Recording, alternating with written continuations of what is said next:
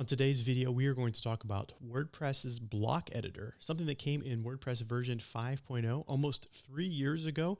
And we're going to look at some of the features that are built into the block editor and how it can make the editing experience for a WordPress post or page or content throughout your WordPress site, how it's going to make it that much easier and that much better. If you haven't switched over to the WordPress block editor and you're still hanging on to the classic editor, I recommend taking a look at this video today. Let's go ahead and take a look. All right, as we start the most videos, let's go ahead and take a look at a local install with a very basic setup of WordPress. It has a few plugins, but no plugins that are adding extra blocks. So we can see exactly what the core WordPress looks like with using the block editor. And here I've got just the page open to start a new post. And I just want to show you some things and highlight some of the features that are built into the block editor. And we'll just go ahead and take a look and start diving right in. So as always, you can start with adding a title, and we're going to add My Great Post. And then from here, if we hit the tab key or the enter key or the down arrow, any one of those will move us to our first block. And by default, WordPress will use the paragraph tag as the default block. So anytime you add a new block, I've got some text here we can just fill in. Every time we do that, it's just going to continue to give us a block. Now, if you want to add a new type of content, there's a couple of different ways to do this. And we'll start with the hard way, and then we'll go to my favorite way. So the first way is you can go up here to toggle the block inserter, and we can start to look for what type of content that we're looking for. So we have a paragraph tag, but maybe we want to add a heading or a list or a quote or a code block or something like that. So if we click on heading, it's going to format things in the right way for adding a heading. So this is a heading. Now you can see when our mouse is over here, it gives us the option to choose which heading type. So if we wanted to be an H1, it would be bigger, or an H5 is going to be a lot smaller. So let's stick with H2. H2 is the default, since in general, you're only supposed to have one H1 tag on a post, and that's My Great Post, and subsequent titles should be H2 or lower. So that's there. We can also justify the text. So if we wanted to move it over to the middle or to the right, we can see that button does that. And what the cool part is it just automatically does it. I mean, you still get some of that in the classic editor. It will change when you make changes like this, but it also gives you the ability to just see it in preview, which is really great. You can highlight a word and then you can click bold, and it will bold that specific piece of the text. You can create a link for that. And there's always options right above the block to do specific things for the block. Now, if you wanted to make some sort of change for the block itself, when you're clicked on the block over here on the right side, it has the block settings. And so this shows it's a header. It shows the default size. So you can change the default size if we wanted to, so we can make it large. If we wanted to, it's still considered an H2 tag, but now it is large at 36-point font. And we can go back to default and it'll go back to the right size. You can also change the colors. This was something that was really hard with the WordPress Classic Editor, to change colors of things. You can do the text color of one thing, so we can say that it's yellow, and we can do a background color and we can call it blue. And the nice part about this is WordPress will give you warnings when it's not going to be very easy for people to read. So we can see down here that our color combination may be hard for people to read. And you can even see that here, like it's pretty hard to actually see what that is. So maybe we would put a black, and then that warning goes away, because that's a lot nicer. You can actually see that. And then let's see what else. So those are kind of the options there in the heading. So we can hit enter. Every time we hit the enter key, it's going to create a new block for us, which is really handy. So we can always change content, on a paragraph by paragraph basis, or change the content type. So we're back to the paragraph type. So, because in general, you'd put a heading, then you put some title, or you put some text, let's just type out a few things here and maybe another paragraph. And now it's time for a list. And let's go ahead and we can go do the same thing. We can go back up here and we can type list. Let's find the list right here. And we can say, item 1, item 2, item 3, just so we have the list. And if we come back here, we can say that these are regular bullets. We can convert them to numbered list if we wanted to. We can do that. We can also take maybe this item 3 should be a sub item of item 2. So we can click this bookmark or this button right here, and that's going to move that one over, and it's going to give us that indent. So you can go back and forth with the indent, and it's really great. It's really functional. You can do a lot of things. And again, you have the same ability over here with the list. You can change the color if you wanted to. This advanced tag gives you the ability to add an HTML anchor, which would give you you the ability to maybe at the top of your post, you could say, you can have people jump to specific sections. That's what that's for. And then the bottom part there has additional CSS classes. So if you wanted to customize it in a further manner by using CSS, you could do that there. Now, something else that's really nice with the block editor is you have this little button here that you can move up and move down. So say maybe you wanted this list to come right after the heading. So we can move this up and we can move it up, and it's automatically just moved to the right space, which is really cool. It's really neat that you can just do that. You can move them around like that. And so that is the block editor. Let's see what else we can do. Like if we go down here and we hit another arrow, the way that I like to add new things is to use the slash command. So if you type in slash first, then it's going to give you a list of all of the different blocks that are possible. And you can use your arrow keys and go up and down if you want to, or you can, you can start typing, like, let's say we wanted to do, let's do a code block. If we started typing code, it's going to show us all the ones that have a code block or a short code or custom HTML. All of those deal with code. Let's go and look at the quote one, for example. So we can go in here and we can add the quote. So we can say, is a great quote. And then you can add the citation, Dustin. And then you have the option, again, it's a quote block, so we can customize things here, but we can also come over here and we can say that it's large, and we can quote, and it looks like I didn't even spell my name right. And you can see what it looks like. You can also set a style. If you wanted to, you could do large as default. That's kind of the same as that. But this is a quote, and that's how you can then work with a quote. So that's really neat. Like it's a cool way to add your content and build out a page. And it's going to look very similar to what this looks like. We can actually do a preview if we wanted to. We could do a preview. I like to do a preview in a new tab, and it's going to generate our page. And then we can see that this is what it looks like. We've got our post. We've got some text. Here's our heading. Here's the things. Here is a great quote. And this is just all based on the style for the theme that I'm using.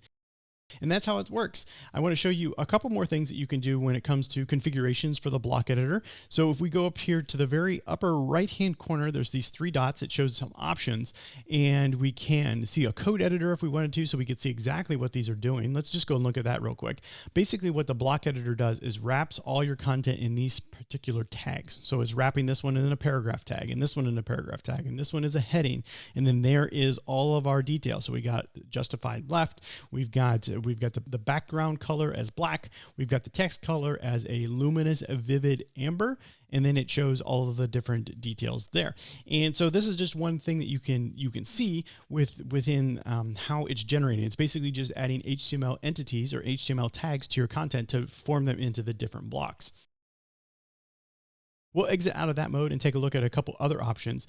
This one is something that I just figured out this week, is about the block manager. And what this does is this will hide sections of the block editor, sections that maybe you don't need or you don't want. So maybe you don't want the ability to add any of widget content. Well, let's leave the widget content on there. Maybe let's talk about design. Like we don't want to, let's just find one that's easy. Let's not have the ability to do verses or pull quotes. And then if we save these, and these are saved on a user by user basis. So if you unselect some of these, other users on your site could potentially still use those.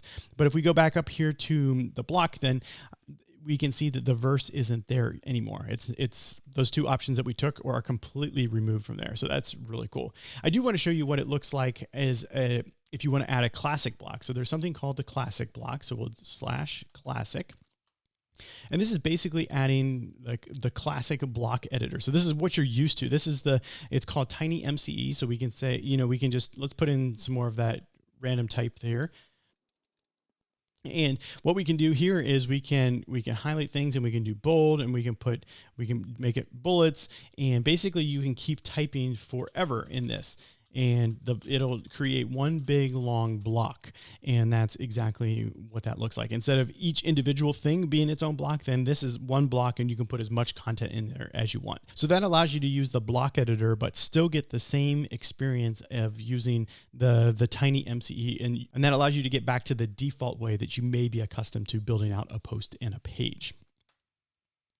The last thing that I want to show you is all about what's called the manage reusable blocks. And I don't have any reusable blocks yet, so we'll stay right on this page. But what you can do is you can actually create a reusable block. Let's use a down arrow to get to a new section. So we can see all of this is part of the regular block, that classic block. And you can click this button to convert it into into blocks, which will take that big chunk and make it into 1, 2, 3, 4, 5 different blocks. So we can do that right here.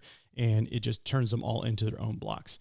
There's something called a reusable block. And what I want to do is I want to show you how to create one of those, and then you can reuse this block on different pages and different sections. So let's go ahead and turn this one into a reusable block. It's called, this is a heading, and we can say add to reusable blocks, and we'll call it a heading.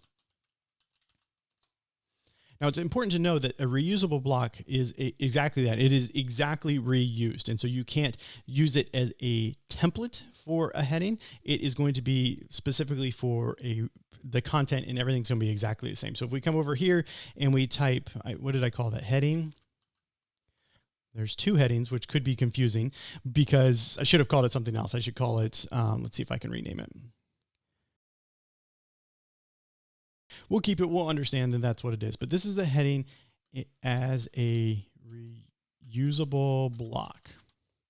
And then if it works really well, we'll scroll back up here and it says this is a heading as a reusable block. So every time that you change it in one place, and there's a section in the dashboard that you can change all of them, that you will go ahead and you'll change it across the site. A good example of this would be like at the bottom of the show notes for yourwebsiteengineer.com. Like I have a thank you section, and that is a reusable block. And I can update that once and it changes across the entire site, which is really handy and really, really helpful.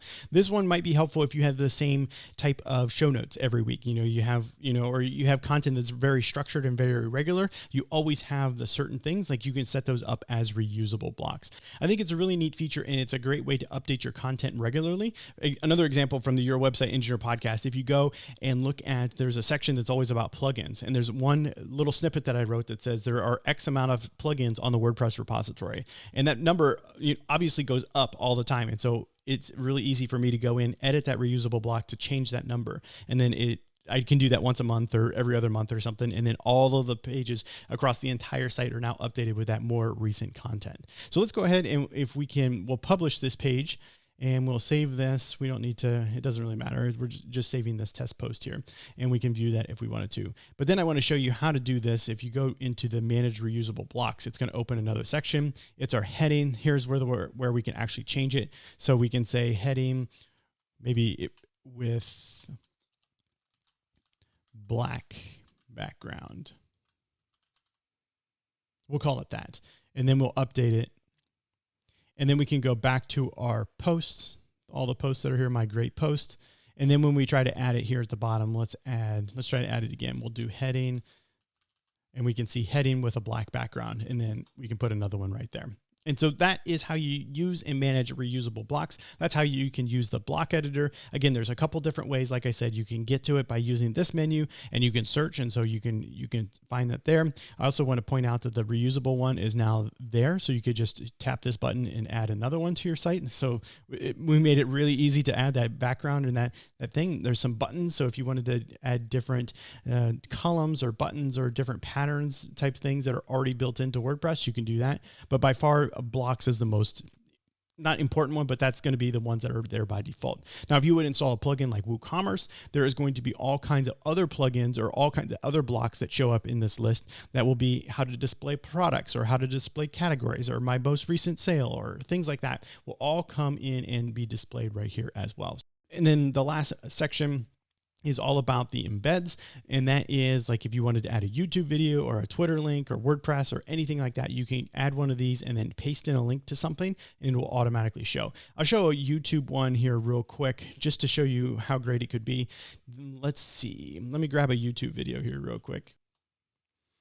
And if we embed this, it shows you what it looks like on the front end, but you can actually even play the video right from the WordPress dashboard here. I'm not going to, play it here, but you have the ability to do that. You can see exactly what that looks like. Oh, maybe I want this up a section or two, and we can update, and then we can go and refresh. And we can see that we've got the reusable block. We got a couple reusable blocks. We got the video. We got another reusable block. Like it is all there, and it is just a great editing experience. And I'd like to know what you think. If you have a comment down below, let me know of what you think of the block editor. Is it good? Is it bad? Or some of the other block editors better? I know that there's other ones that are out there. I've never really even tried them. You know, it's always been my focus has been using core WordPress as it is. So I have a good understanding of how the core plugin works in case people ask. I'm really digging in. I enjoy it. If you have some sort of workflow that only works with a classic editor, let me know and we'll try to figure out a way to do it with the block editor. All right, I hope you learned something today, and we'll start using the block editor now to build out posts and pages on your WordPress site. Now, if you want to start using it, you're more than welcome to, but don't think that you have to go back and edit hundreds of posts or even dozens of posts to get that into the new block editor first.